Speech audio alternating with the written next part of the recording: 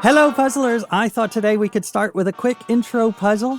Today's brain teaser is about geography. Specifically, it's about a town in North Carolina called Calabash and a town in South Carolina called Landrum. And my question is, what is notable about that North Carolina town in relation to that South Carolina? Oh, we've got a hand up.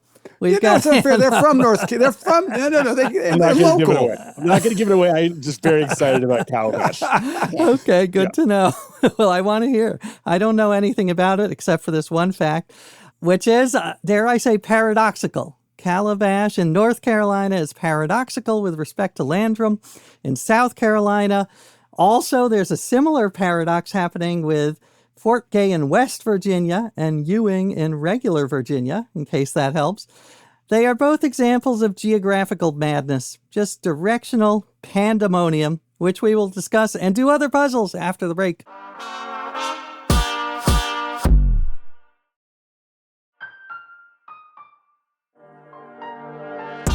Hello, puzzlers. Welcome back to the Hello Puzzlers podcast, the splashdown in your puzzle log flume ride. I am your host, AJ Jacobs. I'm joined, of course, by Chief Puzzle Officer Greg Pliska. Greg, before the break, I asked, what is unusual about a town in North Carolina, called Calabash in relation to a South Carolina town called Landrum? I said it was a paradoxical relationship. Do you have any ideas? Well, the way you use emphasis in a very helpful way, I think. I don't need to know how to spell the names of these towns, do I? Because Landrum was beyond me. I gave up. All right. So if you keep emphasizing North and South, and I am guessing that Calabash, North Carolina is actually south of Landrum, South Carolina. You correctly guessed. That is right. It is chaos. That's cool. I love bedlam. that. I mean, a good portion of South Carolina is north of North Carolina. And I mean, technically, you might want to call it Northish Carolina, with exception. Southward Carolina. Yeah. Who do we blame for this? Is this a Mason and Dixon problem? Who did this? I just don't make much sense. There you go. That's a North Carolina resident who is going to enlighten us. And he is one of our two guests today from the great, if slightly misnamed, state of North Carolina. They are authors, podcasters, and creators of some of the funniest, most viral videos on YouTube. Many of their videos are hilarious songs, such as their first, Christmas Jammies, way back in 2012. Also, they happen to be winners of The Amazing Race on CBS. Please welcome Kim and Penn Holderness of the Holderness family. Hello. Thank you for having us. AJ, it's great to see you. Greg, it's great to meet you. It's such a thrill. Thanks delighted. for being here, guys. So you have thoughts on Calabash? Well, first of all, they just deep fry the crap out of everything. And so when you're in North Carolina at any restaurant, and it says Calabash, and you want Calabash style seafood, that means they are going to drop it in a deep fryer that's probably had the same oil for 7 days in it, and which makes it so good. Which makes it taste better. Sure. Well, we have a suspicion that you're going to be fine because you won The Amazing Race, which involved puzzles, and our show does not have $1 million prize, but you don't have to eat maggots. So pros and cons. I mean, you can if you want to. We don't want to maggot shame. That's right. But, deep fried maggots. You don't have to. We got so many comments after that, like, you guys, those things are still sitting in your stomach. And they had been banned. Yeah. And I found this out afterwards in Europe. So I don't know. There were true maggots, and my doctor actually called. She's like, "You need to do like a heavy deworming." Which right? Oh God! But like, you can't eat maggots and not expect to have some impact in your system. No. Well, I imagine totally. Thanks, Amazing Race.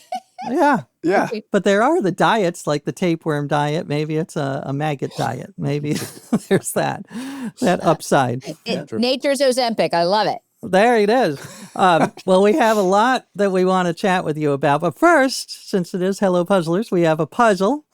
It's a musical puzzle because for those who don't know, and most do, the Holderness family is very musical. Many of their hit videos are songs, many involving puzzly wordplay, like All About the Bass, a wonderful Thanksgiving song based on the Meghan Trainor song, and Quarantine to the tune of Billie Jean. So we'll get to that, but this puzzle is called Name That Musician. Name that musician. And you're going to have to name a musical artist or band, but I'm not going to play you any of the songs by that band. Yeah. Great. Perfect. Just name them off the top of your head. I am going to play you the sound that the name of the band or that singer might make, the literal name. So if I were trying to get you to guess the singer Seal, then the clue might be the sound of a seal barking, such I love as... this so much. Oh, thanks. I hope you say that after. I'm a little disappointed that AJ's not going to make the animal sounds himself. I was hoping he would. Right? Okay. Right? Doesn't seem fair. All right. You hear that? You That hear does sound like AJ's making the seal noise. I can imagine him doing it. Yeah. Penn, his seal noise is not as accurate as that one. I have to tell you. I was going to do the buzzing of beetles for Beatles, but I thought that might require too much entomology knowledge. So, but it was basically bzzz. So that's my Beatles impression. Bzzz. Okay. Well done. Love it. This is going to be so much fun. All right. Well, here, are you ready? I'm going to just start it up. All right, here we go. Clip number 2.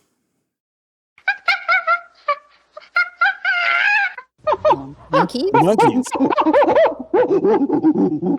mean, You get the idea.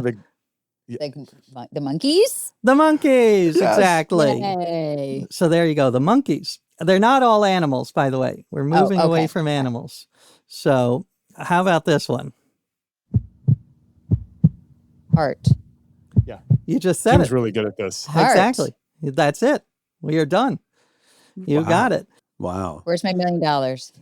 Flashback to that point earlier on when Kim was like, I think you should do the puzzly stuff. I know. I was like, maybe this is just a you This thing. is right down your up your alley, down your alley, right up your There's alley. an alley. All right. I've got clip number 4 for you. You have the right to remain silent. The police. The police. police. Look at that. Just like that. I was like, Miranda rights. I love that Miranda. band. Hang on. There absolutely should be a band called Miranda Rights, right? Yes. There has to be one. Yeah. There Right. must be. There must be. And by the way, I included the police partly because they have that song, Every Breath You Take, which I believe is the second creepiest song. The first, because, it's like very stalkerish. It's very Yeah. stalkerish. I'll be watching you. But it reminds me of one of my favorite creepy songs that you did a hilarious parody of, Baby It's Cold Outside. Yeah. That one has not aged well. I mean, the woman's just trying to get out the door. Yeah. The original song has not aged well. Right. Penn's Yours take on has it aged has. great. Yeah. Yes. Agree. And Dean is just standing in the way. Yeah. It's so great. But your take was brilliant. Yes. You have an Uber waiting. No means no. Like that's No the means appropriate no, response. By all means, call your mom. Know how to spell harassment. Yes. Have a Sprite. I'm not going to get you wasted. Yeah. We just had we had a lovely friend of mine, comedian Jordan Carlos, who talks about green eggs and ham. That book, he says, should be 1 page long. So, do you want green eggs and ham? No. Okay. See you later. Why the harassment? So funny. All right. This next one is a 2-parter. So it's 2 words. It's an artist with 2 names. So both are going to be part of this sound. Tonight's question, reality-based TV. Does America really need more? Yes. No. Yes. Well, that's Steve Carell. Or And Jeffrey, it's a double. Cat. Oh. Cat. Steve Carell. Yeah, you got it. Cat Stevens. Cat It's Stevens. Cat Stevens because it's Stephen Carell and Stephen Colbert. That's it. You got it. Wow. Exactly. Yay. And by the way, as part of my parasocial relationship with you, Kim, I learned that you dated 3 Steves in a row. You went very deep, AJ. I did. Wow. Speaking of every breath you take. Yeah. Yes. It was a fun summer. Yeah. Oh, all in one summer. Oh. All in one summer. Yeah. Were either of them Carell or Colbert? Sadly, no. Yeah. In an unrelated story, AJ has decided to legally change his name to Steve. It's going to improve my shot. You never know. I will say, I heard that you flirted with George Clooney, and I also did, in a way. You did. Tell me everything. Hang on, before he does, AJ, no one tells better stories than AJ. I'm just going to tell you, this is how we fell in love with him. We sat next to him at dinner, and he did this. So I cannot wait to hear this. Well, this one, I'm not going to tell. The basic is I was interviewing him for Esquire magazine, and he is just so charming. He can't help himself. And he got up out of his seat, walked behind me, and started massaging my shoulders, like giving me a shoulder rub. Oh, my God. And, I mean, I haven't washed my shoulders since, of course. I mean, AJ. Yeah, I said of meeting him, first of all, I was a million months pregnant. And at the time, he was in Good Night and Good Luck. And then he was also, he was in front of the camera, one he was behind. I could not construct a sentence that was usable for the program I was working for. But what I said, I know. But what I said to my husband was that he is just so charming. I don't think it's not because he's an actor that he's so charming. He is just that. It's like you and Helen Mirren. I think if Helen Mirren walked in any sort of role, she's got it. Yeah. So whatever capacity Helen Mirren entered his life, he would be like, this is. Yeah. She's still got it, man. She's still got it. So, Absolutely. But George Clooney definitely yeah. I got to watch the entire interview because the producer at Inside Edition was like, Ben, you got to see this. And it was like the raw footage, flipping your hair. Flipping my hair. Yeah. Yeah. And I was like, and I get nervous and I say every sentence. I was like, and I was twisting my hair. It was unusable. It was so wonderful. funny. Yeah. That is so funny. And did, like AJ said, I think this would happen to everyone. Everyone. Yeah. No one is safe from the charms of George Clooney. Speaking of hair, he did have me touch his hair. He wanted me. He did not rub my shoulders. I touched nothing on him. That would have been. AJ got to like third base with him. You totally did. I have to say. Yeah. All right. We have just two more, and then we've got lots more to discuss. All right. How about this one? With a colorful shell, just like this. The actor's catching on. And rich milk chocolate on the inside? Yes! Oh, then I'm really glad you came by. Why is that? Because I'm all out. Which one of you is peanut? Okay, the first line was something shell, and I couldn't understand it. Yeah, but who's like a candy shell, I think is. Candy shell. It's Eminem. It's Eminem. Eminem. You got it. Because that was John Lovitz, who was like the voice of the Eminem. Oh, got it. Exactly. Those were, I forget, I think it was yellow Eminem. So, yes. And the reason I did that, by the way, was because I loved your Eminem. You have a couple Eminem's songs.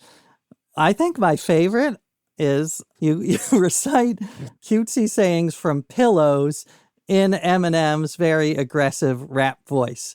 Like, yeah. And some props to Anne-Marie Tapke, who is kind of a writing partner for us. And she is from Detroit and a huge Eminem fan, and said, hey, what if we had Eminem just reading whatever we see at Hobby Lobby or what's the other place? Michael's. So we split up as a team and went to all these different stores and took pictures of the most ridiculous things. And then he came back and wrote it. And then we went and as Eminem in the stores, and that was a really fun day. That was fun. Really, really fun day. Oh, it was so, I mean, just, we should probably snuggle. Eminem saying that is just a beautiful thing. I thought I liked coffee. Turns out I like creamer. Yep. So. All of them. All right, last one. I want to join a sorority at the University of Arkansas because I can't wait to step out of my comfort zone. I can't wait to learn about each sorority's philanthropies and sisterhoods along the way. Okay. So that one is adjacent. It's not the name of the person talking, but it is something that person is doing. That's the She's activity. rushing. Rush. Amazing, Exactly. Kim. Amazing. Yay. Amazing. And my son is rushing a fraternity, so that is. And my daughter just rushed a sorority. No way. Yes. Were you in fraternities and sororities? I never made it. I was not. I was on the University of Florida Dazzler dance team. But yes, he was a frat guy. Well, we were kind of anti-fratty frat. The beauty is that like I'm still really close friends with a bunch of them. So that part was nice. But like we like hung out with other people. That is is nice. Yeah. Well, I did like, my son, part of his hazing is he had to take the MCAT, the medical entrance exam. I was like, that I approve of. I don't want to know some of the other stuff that may be happening or may not be happening, but that one I can approve of. Yeah, I've heard of some very creative hazing, very, very funny, creative. I'm all here for. Well, we have no hazing left. Well, that's not true. You have one puzzle from Greg, which we'll get to, but you guys did 100%. 100%. You got your $1 million. Yay! $1 million. So well done, but don't go away, people, because we will be right back with more of Kim and Penn Holderness.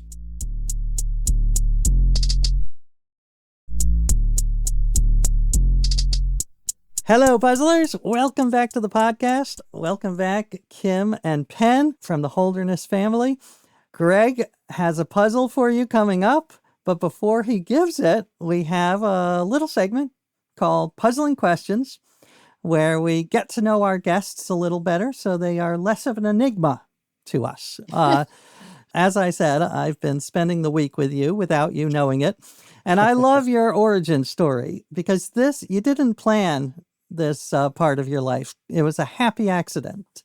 That is correct. We were we did meet in local news, which is its own sort of form of content creation. We both had jobs in a bunch of different markets where we learned how to shoot and edit and write and do it quickly for deadlines. But as far as what we're doing now, it took a very insightful and courageous woman to convince me to quit my job. Well, and to be clear, it wasn't necessarily, this was in 2013. So I know that there were people making livings off of YouTube and all that stuff. We were not aware of that. So I talked him into quitting his job so we could have a video production company and social media marketing and all these kind of 2013 buzzwords. And he did that. And we decided we would announce it with a Christmas video card. We were hoping that this silly video would be shared around town and, my Aunt Linda would share it on Facebook and we would get emails of, local mattress stores that wanted fun videos. Like really that was the intention, that we would be behind the camera. Yeah. That I think it was a slow news week, I will say, because it was on every morning show, it was on every, all the cable news networks. It was truly a slow news week. The video was called Christmas Jammies. We filmed it in our driveway, and it looked pretty well produced. We set up a tripod and shot it, and then ran in front of the camera. We did not think it was obviously we didn't think it was going to be successful. Otherwise, we wouldn't have shot it in front of the address to our home and the driver's license of each of our cars. We literally had to move. Yeah. Seriously? Yeah, we were idiots, AJ. Oh my goodness. We publicly announced where we lived. And yeah, but the feedback from that was overwhelming. And we still did videos for other people. It took years after that before we sort of quit that and just went full time for our own platform. Right. Yeah. I guess now it's the people who live there now get some tourist trade. They still get packages. See, I see them every week. Yeah. And some of that's my fault because like Apple will sometimes take you back to your old address when you pay for it with iPay. And so I'm like, hey guys. Hey, sorry, we're back. Got some earbuds in your front yard. I'm going to go see it. We have a very close relationship. That's more ADHD than fame. Yeah. Well, one of my favorite songs that you've done, I love a lot of them, All About the Based, which I mentioned earlier, the Thanksgiving song. But what is the REM homage, the end of the show, and we know it. Did we win $1 million or did we blow it? And for those who don't know, that song was about your experience on Amazing Race. So I'm going to turn it over to Greg, who is an Amazing Race fan and a fan of yours on Amazing Race. Absolutely. I look, the key to the whole thing, which it was for you guys too, is the pandemic, right? Because that hit right in the middle of your season. When the pandemic hit in our household, we went and watched with our kids who were like 6 and 11 at the time. We watched the family season of Amazing Race, like season 8. So hard. Such a hard watch. Yeah. But we had a great time because it was a bunch of kids and they loved it. And we then spent the rest of the pandemic watching every single season of the show from then forward. So by the time your show aired, we were caught up and we got to see you guys and, loved it. What was the hardest thing about doing that show? Maybe some of the stuff you didn't see, right? So first of all, many props to CBS. As you mentioned, we did 3 legs before the pandemic and then the rest of the legs after it. We were the first major production from the United States to go back out and shoot. And this was fall of 2021. Yeah. So like a full year after it had all gotten started, but still like they were very slow to bring production back. And they came up with this pretty phenomenal plan to try to have 0 transmission among the crew, which involved a lot of quarantine, a lot of downtime. I didn't mind the testing. I didn't mind any of the safety, but there was so much waiting around in a room, like in between those legs. Yeah. And that was hard. Yeah. The first 3 legs, I think it was among the fastest they'd ever done. We did 3 legs in like 30 hours, or it was like 30 hours or something. That's a lot even for the Amazing Race. And then after that, there was just mandatory, which again, it was a safety issue. So yes, I agree. The hardest part was the waiting in between. And our kids were younger at the time, and it was very hard. And you're not in contact with them. So it's just very hard for us to be away for that long with no contact. I had some hotel room episodes. So that was the hardest part. Yeah. And you can't write each other. You can't communicate at all. No phone calls. No. Wow. No. Wow. And they tell you that beforehand. They tell you that beforehand. Yeah, you don't have a cell phone. You don't have any access to that. And I get it. And it's the rules are the rules. And that's what we signed up for. So one of the things I loved about you guys, and you've talked about this subsequently too, is being open about anxiety and ADHD and kind of normalizing those things for everyone, which I think is terrific. And I know you've got a book since then, right, about ADHD? Yeah, it's called ADHD is Awesome. With the idea of being awesome actually means terrifying and great, like both things. So ADHD has been a stigma for a very long time. It's a source of bullying. It's a term of derision a lot of time for people. Those who have ADHD already have emotional dysregulation issues, so there's a lot of shame. And so the book was about how it's not the end of the world. You're not alone. You're not broken. Yeah. You live in a world that wasn't designed for you. The fact is that The Amazing Race was actually great for my ADHD because our brains like things that are challenging, new, and of personal interest. And it was very cool that the people on The Amazing Race, Greg, the producers, chose to talk about our mental neurodiversity on the show, which they hadn't really done before that season. They just kind of tried to give us panic attacks and called it that. One of the producers was like, that's kind of what the show is about. But I felt like we talked about it and they aired it, which I thought was a really nice decision. Yeah. You also wrote a book about marriage and how to fight properly. One question I had, because I just had this debate with some friends, I am very much in favor of going to bed angry. 100%. You are too? All right. 100%. Penn and I don't do well when we're tired. Yeah, exactly. And when we're tired, it spirals out of control. So we have plenty of times said, we're going to pick this up. And then when you wake up in the morning, you're like, you know what? You're right. I was an asshole. I'm sorry. That's on me. Whereas when you're super tired the night before, you're just not equipped to do that. We've had some great reconciliations with coffee on the back porch. Yeah.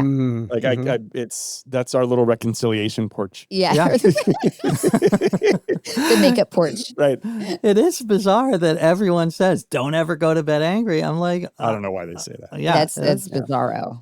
What about one other piece of advice? One of your other favorite pieces of advice from that experience, writing that book? We have a lot, but I think that mature people ask for what they want. Mm-hmm. I had this thing in my head. I thought he could read my mind at all turns. I was like, why don't you know what I want for dinner? Like, we've been married this long. You should know what I know. But sometimes it'll be like, mature people ask for what they want. Yeah. And that has cut through a lot. Mm-hmm. For me, the best thing I learned from counseling was that even though Disney tells you otherwise, it is not my job to be Prince Valiant and come in on a horse and rescue her and be her hero.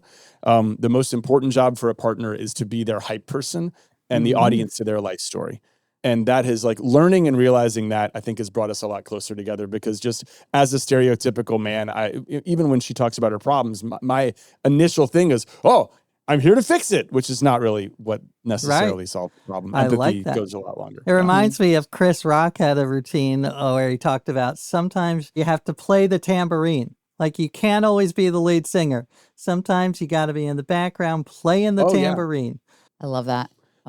Grab the tambourine, babe. And by the way, you had a video that definitely resonated with me about the two types of airport people. Because you've done such a dive, AJ. This is incredible. He knows your license plate numbers too, by the way. Yeah. He did. Everyone does. I am outside your house right now. I hope that's okay. Love it. Well, I am you, Kim. I like the 5 hours early. You're relaxed. I mean, my son Lucas was traveling in Atlanta during the TSA problem, and he was in line in Atlanta for 6 hours. And we had to fly out 2 days later, and we got there 4 hours early, which I was already like, we're going to miss it. We were through in 5 minutes. So it is a crapshoot, but I'm with you, Kim. Like, I don't understand the Penns of this world. And this was another issue I had about The Amazing Race. I just don't like to be rushed. And that's exclusively what The Amazing Race is. And I would prefer to go read my book, get a cup of coffee, just be relaxed. It's not that I'm there to enjoy the experience. I hate being rushed. Yeah. Whereas they have rocking chairs, like you point out. Yeah, it's a moral failure if he waits in line at all. Like, he has not planned properly if there's a pause in his movement. If I may, you people are the reason why airports are so crowded. What do you mean? Well, I'm only there for about 8 seconds. So if everyone behaved like me, airports would be completely empty. I mean, you just walk and step on. Otherwise, it's mostly people who got there too early and are waiting. We have Ubered to the airport separately before. Yes, that's actually been one of the solutions, and it's great. One of the solutions, I'm just going to go. Well, we get into this discussion, and she asks me, what time do you want to leave? And she knows what I'm going to say, and then she knows what time she's going to leave. She just wants to hear what I'm going to say before she adds 45 minutes to our departure time in order to get there. And at one point I was just like, I'm going to leave at this point. And she said, I'm going to leave at this point. And we're like, great, we're going to take separate cars. There you go. Saying what you want. Saying what you want. That's right. That's right. Well, one of the things that I also love I went back and watched a bunch of clips, is how much you guys support each other in all of the challenges. There's a great shot of Kim, of you bungeeing, right? And it's actually in your video too, where you're like in tears at how proud you are of each other. So do you feel like your relationship changed doing The Amazing Race?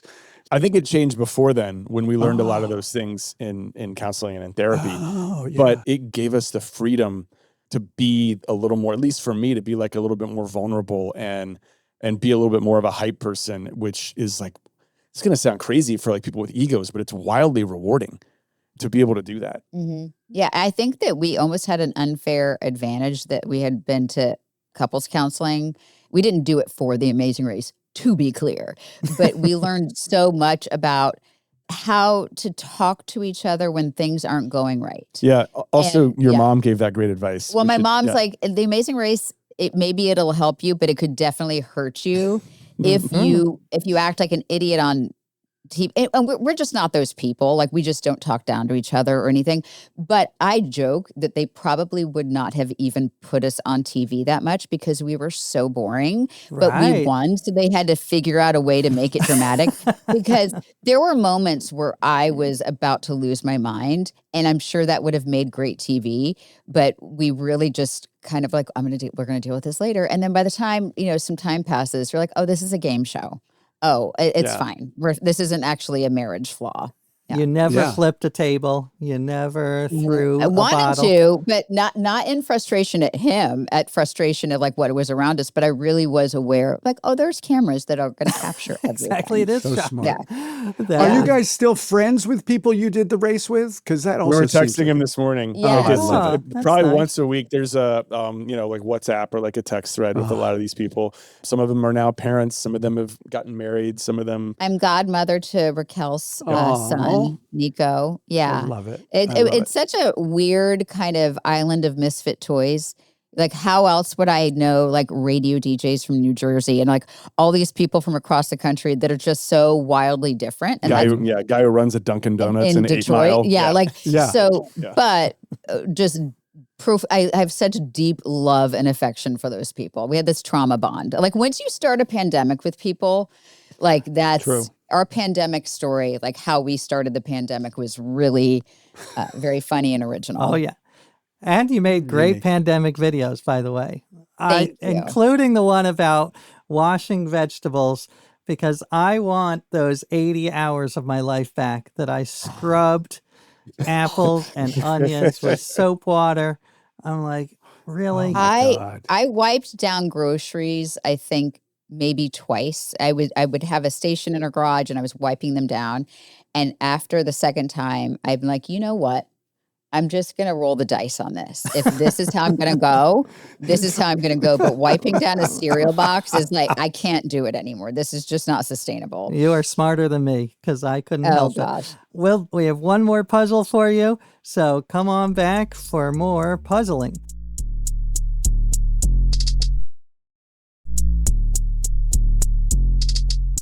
Hello, puzzlers. Welcome back to the Hello Puzzlers podcast. We are here with the awesome Kim and Penn Holderness, and you're almost out of the woods. You're almost out of the woods, but not quite, because Greg Pliska has a puzzle for you. Greg. I do. It is a song-based puzzle. Okay. And it's a song I'm sure you know. It goes like this. I know a man who had a dog, and his name was Bingo. And then you sing... B-I-N-G-O, B-I-N-G-O, B-I-N-G-O, and Bingo was his name. All right. Got it. So this puzzle is about other things that end with G-O. Oh. Okay. So I'll sing the first line of the song as a clue, and then you sing the next part, spelling the answer and singing this it. So much. I'll do an example. I might say, I know a game they play in church with letters and with numbers. And then you would sing B-I-N-G-O. Wait, it's not bingo. Oh, yeah, bingo. Yeah, it is bingo. It's the example. It's the I know. I don't know why I was like, oh, but that's the dog. Okay. All right. So you get how it goes? Yes. All right. Here we go. Here's your first one. I know a fruit that's tropical and often used in chutney. M-A-N-G-O. M-A-N-G-O. And mango is its name. Oh. Yes. Very good. Wow. All right. Duet, no less. That's and by the what we're way, looking Greg's other job is he is a musical composer and arranger and all that. Really? So. Oh, really? Yeah, that's my I other love career. that. My original career. All right, here's your next one. I know a dance that's passionate. It comes from Argentina. T-A-N-G-O. T-A-N-G-O. T-A-N-G-O. And tango is its... You probably can tango, can't you? Yeah. That sounds like something you should learn on The Amazing Race, right? You go to I Buenos know. Aires and you... Yeah. All right, we got another one for you. If you are born September 1st, this zodiac is your sign. V-I-R-G-O. V-I-R-G-O. And Virgo is its name. Very good, yep. Australia has this wild dog, and that one ate her baby. D-I-N-G-O. D-I-N-G-O. And dingo ate the baby. Yes, very good. What movie? That's from the... That was a Seinfeld reference, right? Dingo ate a baby. But I think that's It a was from a line from a Meryl Meryl Streep Streep movie.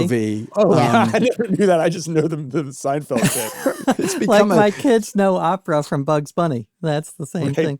I researched that for a puzzle because we were doing accents, and Meryl Streep didn't just do an Australian accent. She did a New Zealand mixed with Australian accent because this woman had lived in both. So, I mean, that's Meryl Streep right there. Oh, Meryl Streep. Meryl Streep. We saw her on the street Oh, in New York. We passed her in New York City, like after she was coming out of a show, and I was so starstruck. I just stood there and watched. Just watched her. But she was honestly, even the way she walks on the street, 10 out of 10. Yeah. Yeah. It's like George Clooney. It's the same, you know. Very, Yeah. very No, George she was Clooney. walking the hell out of that street. I mean, just my head whipped, and she just, yeah. And it was a little She- wordplay, streep and street. It fits Street. right There you into go. the show. Yeah. Come Streep on. on the street, a streetwalker. All right, let's do some more singing. Okay. This could be freight that's on a ship or pants with lots of pockets. See, she's laughing because I Because just he tried to keeps- mansplain it He to her. I'm keeps trying sorry. to tell me the answers. I'm like, do you think I'm that dumb? It's cargo. I was just He's making like, sure. it's cargo. It's cargo. Right, right. All right, no more of that. It would be fun if you both dove in and sang something different. Oh, I know. That's that'd what be we'll do this interesting. time. Well, I probably, no, I'm not going to know this one. I'm really hoping Right. that's what happens. Let's see what happens. Here we go. The Coen brothers made this film. McDormand won Best Actress. F-A-R-G-O. F-A-R-G-O. She got Fargo. Yes. Wait, do you also have Argo with Ben Affleck? that'd Fargo be- and Argo? Oh, that'd be a tough one, but it's not enough. It's also, these are all 5-letter words. Unless we did, unless you clapped, you know, in the traditional, you leave out the first letter. Yeah. Gotcha. All right, here's a kind of geographical, amazing race-ish one. 2 countries are in Africa and both named for this river. C-O-N-G-O.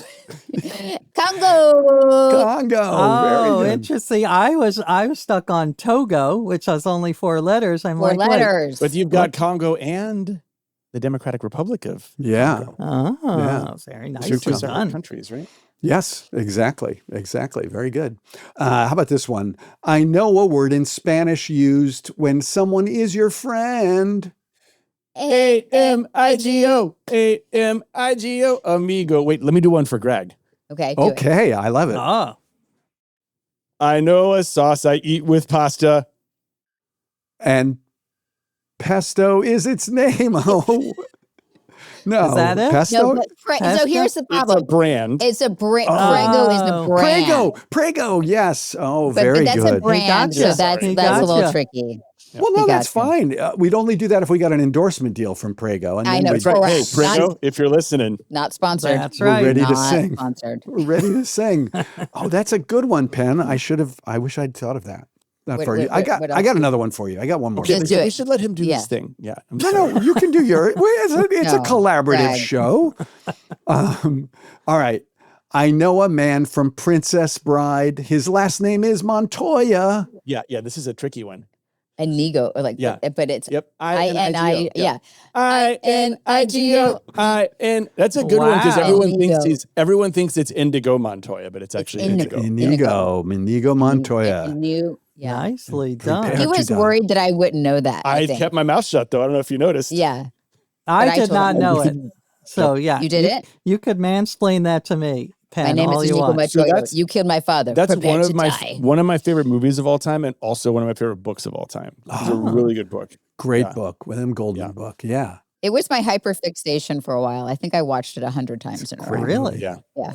By the way, these guys are movie stars. They Yes. appeared with Robert Downey Jr. in Iron Man 3. Iron Man 3. For 4 seconds. Well, no, Kim was like touching him and like actually in the same space as him. I was on a giant green screen with 8 million other people, But we get the same royalty checks. which is awesome. Oh. which are about She had a way bigger $3. part. Yeah. Yeah. And I had wait, to work what was a your little what was your line? I should have watched it as an official she's stalker, like, but we're waiting outside the hospital as I'm a news reporter, and then Penn is a news anchor, but I don't think you see his face, but I don't think you really hear him. Right. Well, when we shot it, I was like in front of this huge green screen and I had like a 25-second bit and I'm like, I'm going to be huge in this. in this movie. And then it's like him in his little computer lab looking up news coverage of something. And literally there are 50,000 anchors doing it. And so I'm like in this tiny little bit and I'm just going, like, I'm not talking. But the checks are the same. Yeah. So Cash the checks. Well, Cash you the guys checks. got them all. You were terrific. You got everyone 100%. You what win a $1 million. fun puzzle. That was very creative. I love it. Thank you. Thank you. Designed for you guys. Thank you. Thank you for making that just accessible. Thank you. I appreciate that. Well, thank you for coming and puzzling with us. And people can find you everywhere, but give us some examples of where. We're on the social media as the Holderness The family. social media? The social media at the Holderness family. I think we have a website blog at theholdernessfamily.com. But we haven't really books. updated that in a while. We haven't updated that in a while. We have a podcast. Yeah, just Great Google. podcast. Great podcast. So Laugh the Holderness Lines, I family. believe. Laugh Lines. I'll do Sorry, I your don't- publicity for you. Laugh Lines and books about ADHD and marriage. Well, thank you again. You'll have to come back and puzzle with us again soon. And also thank you all for listening. So check out the Holdernesses on the internet, but we're also on the internet.